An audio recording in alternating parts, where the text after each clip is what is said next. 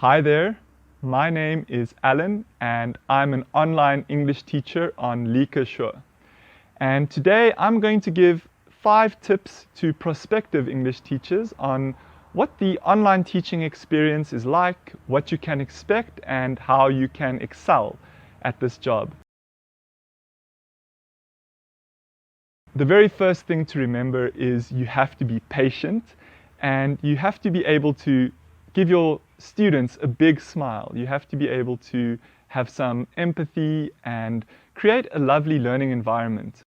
We need to remember many of these students have come home after a hard day's work. They've cooked dinner, they've put their kids to bed, and now they're learning English amidst all the other things they have to do in their daily life.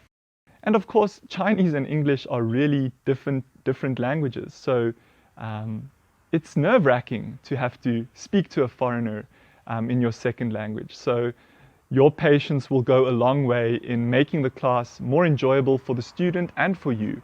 And it will also help you to unlock their ability, to give them the confidence to speak freely and improve without feeling embarrassed or without feeling like they are somehow annoying you, which is not the case. The next thing that you want to be able to do is to break down your own language. You've grown up with this language, you've attended school in English, you've spoken it to all your friends and family, and everything about English seems very obvious and natural to you. But of course, to a second language learner, these things are often strange. And when you begin teaching English and you break it apart, you notice that, wow, this is a completely crazy hodgepodge language. And in order to make it easy for them to understand, you need to break down the syllables, break down the meanings of the words, and really get to the nuts and bolts. If the language starts seeming strange to you, then I think you're teaching well. And then the student will be able to build things up from there again. The next important thing is that you have to be adaptable. Of course, every student is different. They have their own career, their own family, their own life, their own dreams, etc. So you need to change your style to suit that student. If they want you to speak more, if they want you to dive into the etymology of words, if they want you to focus on pronunciation, if they want to be more academic or more light-hearted, you need to accommodate those different needs of the students. You also need to get over your own reticence in terms of correcting the students' mistakes. It feels awkward at first to interrupt another adult who's telling you something. You get what they're saying and now you start nitpicking their language use.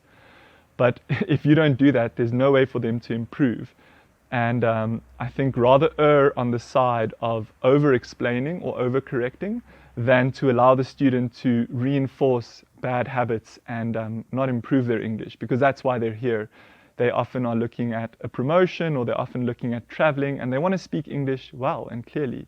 So without your help and without you correcting them, that's not going to happen.